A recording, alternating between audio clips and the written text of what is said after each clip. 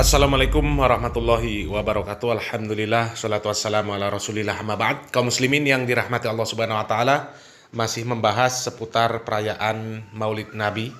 Kemarin ada yang mengatakan memang ada di Indonesia ini yang mengatakan itu perayaan Maulid Nabi, peringatan Maulid Nabi. Tidak ada, kata dia, ya. Katanya tidak ada.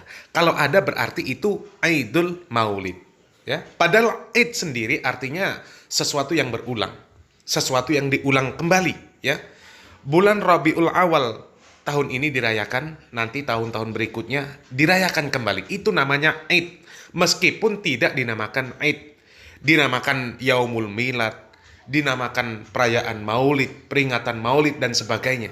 Makanya jangan mudah tertipu dengan nama. Misal riba dinamakan dengan bunga supaya terkesan itu harum, nikmat, ya, padahal bangkai, kan begitu, ya. Begitu juga dengan perayaan yang ada setiap tahunnya, mau dinamakan apa saja, hakikatnya itu tetaplah perayaan, tetaplah Aid. Dan Aid di dalam Islam itu hanyalah ada dua, yaitu Aidul Fitri dan Aidul Adha. Selain itu tidak ada.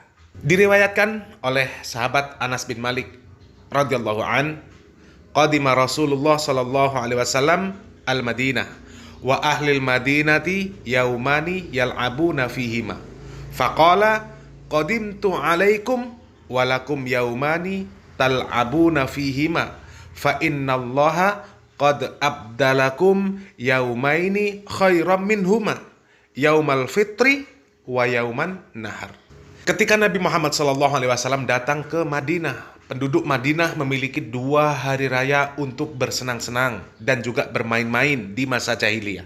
Maka beliau SAW mengatakan, aku datang kepada kalian dan kalian mempunyai 2 hari raya di masa jahiliyah yang kalian isi dengan bermain-main.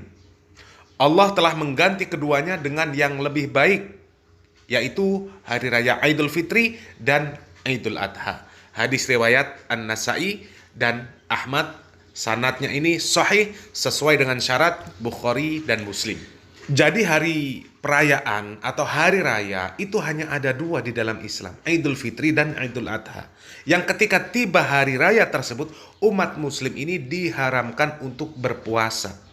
Apakah itu 1 Syawal atau 10 Zulhijjah. Jadi kalau kemudian menggunakan hadis Nabi Muhammad SAW yang mengatakan bahwa Nabi berpuasa di hari Senin itu murni untuk memperingati hari lahirnya, kemudian untuk pembenaran perayaan Maulid, ini salah besar. Karena memang tidak ada para sahabat, tabi'in, atba'ut tabi'in, para ulama, ya, Imam Bukhari, Imam Muslim, Imam Malik, Imam Syafi'i, tidak ada yang memahami hadis tersebut untuk perayaan Maulid. Karena itu juga bertentangan dengan dalil. Kalau memang itu perayaan, kenapa Nabi malah berpuasa? Karena berpuasa di hari raya hukumnya haram. Artinya itu bukan dalil bahwa hadis tersebut pembenaran untuk perayaan Maulid setiap tahun. Dan Nabi pun tidak berpuasa setahun sekali di bulan Rabiul Awal saja, tapi setiap Senin. Jadi kalau memang mau beramal mengikuti Nabi, berpuasa di hari Senin, bukan membuat perayaan Maulid setahun sekali. Insya Allah itu yang sesuai dengan sunnah Nabi Muhammad SAW dan sunnah para sahabat radhiyallahu anhum. Ya. Kemudian ada lagi video yang beredar yang mempertanyakan orang-orang yang tidak merayakan Maulid, yang disebut sebagai Wahabi.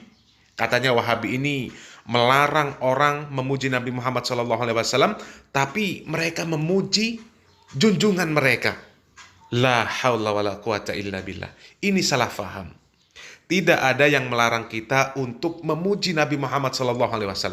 Sebagai contoh, ya, kita melarang amalia-amalia zikir-zikir yang bid'ah. Bukan kita melarang berzikir, bukan.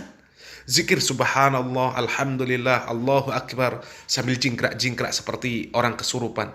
Apalagi solawat-solawat pakai musik sambil berjoget-joget. Bukan lafaz zikirnya yang disalahkan, tapi berzikirnya dengan cara yang seperti itu yang salah. Itu yang disalahkan. Karena Nabi Muhammad SAW dan para sahabat tidak pernah mengajarkan zikir yang seperti itu. Nah, Kita simak dulu bagaimana video yang mereka jadikan hujah untuk mengatakan bahwa orang-orang yang anti perayaan Maulid ini melarang orang memuji Nabi Muhammad SAW, tapi mereka memuji junjungannya.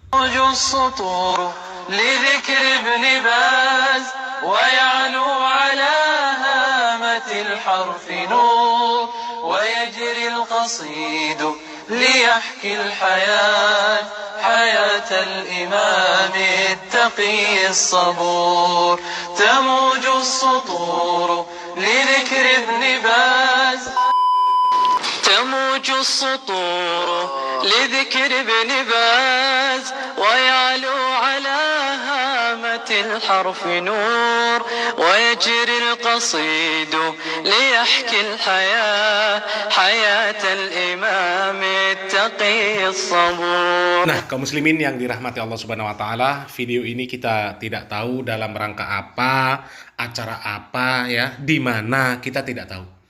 Kalau itu kemudian dituduhkan kepada orang-orang yang melarang perayaan Maulid, bahwasannya mereka ini melarang memuji Nabi tapi malah memuji junjungannya, itu sangat tidak sesuai, sangat tidak relevan ya, itu sesuatu yang sangat dipaksakan. Karena kita tahu sampai sekarang pun di Indonesia sajalah khususnya tidak ada acara perayaan seperti itu. Ya, bahkan kegiatan-kegiatan seperti itu tidak ada kaum muslimin. Ya, itu di Indonesia sajalah, jangan kemana-mana. Berbeda dengan perayaan Maulid Nabi yang diadakan rutin setiap bulan Rabiul Awal di Indonesia. Video-videonya jelas, perayaannya selalu ada dan bisa disaksikan langsung. Buktinya jelas. Kalau ada perayaan Maulid Syekh bin Baz, Syekh Al-Albani, Syekh Al-Utsaimin, maka jelas itu perbuatan bid'ah, perkara yang mungkar. Dan realitanya memang tidak ada acara perayaan yang seperti itu. Silahkan dibuktikan. Mungkin hanya ada 2 video tersebut, ya. Dan yang ada di dalam video tersebut itu namanya juga nasyid tanpa musik, yang isinya syair tentang biografi ulama untuk mengenang ulama, mengingat perjuangan mereka. Maka itu bukan perkara yang dilarang sebenarnya. Tapi kalau membacanya sambil gedumrengan, sambil berjoget-joget, kemudian dirayakan setiap tahun, maka itu masalah. Dan kalau seperti itu, hanya sekedar membacakan sirah mereka, sirah para ulama, kemudian membuat syair yang memuji ulama, maka itu boleh. Apakah tidak boleh menceritakan para ulama, menulis kitab biografi para ulama, membuat syair pujian terhadap para ulama? Bukan hanya boleh, tapi penting. Nah, kalau untuk para ulama saja penting, lalu bagaimana dengan Nabi Muhammad SAW? Maka lebih penting lagi, ya. Karena bagaimana mau tahu syariat Islam kalau tidak tahu dengan Nabi? Tidak pernah membaca sirah Nabi, tidak pernah membaca biografi Nabi, tidak tahu sejarah Nabi, tidak pernah dibacakan sejarah Nabi. Tapi ketika membuat perayaan untuk perkara tersebut, itu masalahnya. Apalagi membaca sejarahnya dengan sambil gedumrengan. Syairnya pakai bahasa Arab pula, yang jamaahnya ini nggak ngerti artinya. Apalagi di kampung-kampung banyak yang tidak paham. Ada yang paham, tapi sedikit. Kadang rombongan yang membacakan sendiri pun tidak paham, tidak tahu artinya apa yang mereka baca itu. Boleh dibuktikan kaum muslimin. Ketika ada acara berjanji, biasanya dibaca ketika ada seorang anak yang lahir. Berapa banyak jamaah yang tahu apa artinya yang dibaca itu? Kadang yang membaca sendiri itu tidak tahu artinya apa. Ya. Jadi kalau membuat majelis ilmu rutin, misal setiap malam Jumat membaca sejarah Nabi, sejarah ulama, supaya kita tahu perjuangan mereka, kita memuji kesolehan mereka, kagum kepada mereka, memuji keutamaan yang Allah Subhanahu wa taala berikan kepada mereka, supaya bertambah kecintaan kita kepada Nabi, kepada ulama, supaya bisa mencontoh mereka, supaya bisa mencontoh kepribadian Nabi dan para ulama. Itu bagus. Dibacakan kitab, diterjemahkan, dijelaskan dengan ilmiah. Dan perlu difahami, berbeda yang namanya kajian rutin dengan perayaan rutin yang katanya itu wujud cinta. Isinya membaca sejarah Nabi, supaya bisa mencontoh Nabi, dan macam-macam. Ada yang joget-joget sambil solawatan, ada karnaval, ada rebutan makanan. Ya, berbeda jauh. Kalau kajian rutin, itu tidak ada acara yang macam-macam. Lihat saja kajian-kajian rutin yang ada di masjid-masjid. Berbeda konsep dengan acara maulid, meskipun yang dibacakan di sana adalah sirah Nabi. Ya, sejarah Nabi, sejarah ulama, sejarah sahabat, tabi'in, atba'ut tabi'in. Ya, beda jauh konsepnya. Kalau masih tidak bisa membedakan mana perayaan rutin dan kajian rutin, itu sungguh terlalu. Dan kalau dikatakan bahwa Nabi Muhammad SAW adalah orang yang pertama merayakan maulid, maka ini perkataan dusta. Dusta atas nama Nabi Muhammad SAW. Hati-hati. Hadis Nabi berpuasa hari Senin itu tidak pernah diamalkan oleh Nabi dan para sahabat untuk membuat perayaan maulid Nabi. Ya, itu hanya akal-akalan para pelaku bid'ah yang mereka ini berusaha mencari-cari dalil untuk membenarkan amaliyah mereka. Ya, kalau Imam Bukhari di dalam kitab beliau membuat bab yang namanya atau diberi judul Al-Ilmu Qoblal Qawli wal Amal. Tapi ahlul bid'ah ini mendahulukan perkataan dan amalan baru mencari ilmunya. Makanya mereka bingung. Ya, sebagian mengatakan Nabi, sahabat, tabi'in, atba'ut tabi'in tidak pernah merayakan maulid. Bahkan para ulama. Akan tetapi ini kan baik. Apa salahnya? Makanya mereka amalkan. Sebagian lagi mengakui itu amalan dari Syiah. Kemudian sebagian lagi menolak, itu bukan dari Syiah. Kemudian yang lain lagi tidak tanggung-tanggung mengatakan bahwa yang merayakan maulid pertama kali itu adalah Nabi Muhammad SAW. Ya, bahkan kalau mengingkari maulid bisa batal syahadatnya, bisa jadi kafir. La ilaha illallah. Ada lagi perayaan maulid itu dikatakan adalah bukti cinta kepada Nabi Muhammad SAW dan cinta kepada Nabi tidak butuh dalil. Mana ada cinta kepada Nabi tidak butuh dalil kaum muslimin? Sementara Muhammad SAW itu adalah Nabi yang harus dicintai, ya. Dan Nabi sendiri itu dalil. Jadi mereka para pelaku maulid ini, mereka sendiri tidak kompak. Tidak kompak, mereka bingung dalil mana yang cocok. Karena memang amaliyah tersebut tidak berdiri di atas dalil, tidak berdiri di atas Al-Quran dan Sunnah. Makanya mereka bingung mencari landasan amaliyah mereka tersebut. Mereka ambil ayat ini, ayat itu, hadis ini, hadis itu. Mereka paksa-paksakan, mereka cocok-cocokkan dengan amaliyah mereka tersebut. Padahal jelas tidak ada dalil, tidak ada riwayat bahwasanya Nabi Muhammad SAW, para sahabat radhiyallahu anhum, para tabi'in, atba'ut tabi'in, Imam Bukhari, Imam Syafi'i, tidak ada riwayat mereka membuat perayaan maulid Nabi. Jadi siapa sebenarnya yang diikuti untuk merayakan perayaan maulid Nabi ini? Ya, apalagi sampai mengatakan kafir kalau ingkar maulid. La haula wala quwata illa billah. Macam-macam saja alasan mereka ini. Beretorika dengan kata-kata untuk mengaburkan maksud kritikan terhadap perayaan maulid. Mereka katakan kalau anak lahir itu tidak ada hukumnya. Namanya anak lahir, hukumnya apa? Nggak ada. Jangankan anak, ya. Jangankan anak, kucing lahir saja nggak ada hukumnya. Kucing mati nggak ada hukumnya. Ya, tapi orang yang mengkritik masalah maulid itu, yang dikritik itu perayaan maulidnya, bukan mengkritik Nabi lahir.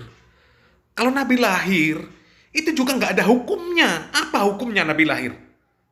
Dan orang kafir di Madinah, ya, orang kafir di Madinah, mereka tidak mengingkari lahirnya Nabi. Mereka melihat Nabi, ya, mereka melihat Nabi. Bahkan orang kafir pun ada yang berbahagia dengan lahirnya Nabi, tapi berbahagia secara naluri, bukan berbahagia karena lahirnya seorang Nabi yang kemudian harus diikuti nantinya di kemudian hari, ya. Karena orang tersebut yang berbahagia tersebut tetap kafir sampai mati. Dan siapa bilang orang Mekah dan Madinah yang mengetahui lahirnya Nabi, melihat Nabi kemudian tidak ingkar? Ini perkataan ngelantur. Ngelantur. Berapa banyak coba orang Mekah dan Madinah yang tahu lahirnya Nabi, melihat Nabi, tahu kalau beliau ini nabi, tapi mereka ingkar, malah memerangi nabi. Jadi itu perkataan ngelantur. Kalau dikatakan orang-orang Madinah, orang-orang Mekah ini melihat nabi, ya, mengetahui lahirnya nabi, tahu sejarah nabi, mereka tidak ingkar. Ini perkataan ngelantur. Apalagi dikaitkan hukum anak yang lahir. La ilaha illallah. Yang dibahas itu perayaan Maulid Nabi, merayakan kelahiran Nabi, bukan membahas hukum Nabi dilahirkan, kemudian mengingkari adanya lahirnya Nabi. Ini kok, ya Allah, ini permainan kata-kata yang lucu sebenarnya kaum muslimin. Yang menghukumi dan mengingkari manusia lahir itu siapa? La haula wala quwata illa billah. Mengingkari perayaan ulang tahun itu bukan mengingkari anak yang lahir, bukan mengingkari hari lahirnya anak. Masih belum paham juga yang seperti ini, ya. Dan perlu difahami, ketika ada yang menjelaskan permasalahan ancaman dari sebuah dosa, apakah itu dosa bid'ah, kemaksiatan, kesyirikan, bahkan sesuatu yang bisa menyebabkan seseorang itu keluar dari agama Islam, bukan berarti kita ini menyesat-nyesatkan, meneraka-nerakakan, mengkafir-kafirkan, bukan, tapi menjelaskan dosanya. Ya, menjelaskan dosanya dan ancaman dari Allah Subhanahu wa taala. Ya, misal menjelaskan dosa riba, ancaman dosa riba. Bagaimana pelaku riba nanti itu ketika masuk neraka? Bukan berarti kita ini meneraka-nerakakan pelaku riba, bukan. Bukan memvonis pelaku riba itu pasti masuk neraka, bukan. Itu menyampaikan supaya bisa menjadi pelajaran, kan seperti itu, ya. Mudah-mudahan yang sedikit ini bermanfaat kaum muslimin. Wallahu a'lam bishawab. Barakallahu fikum. Wassalamualaikum warahmatullahi wabarakatuh.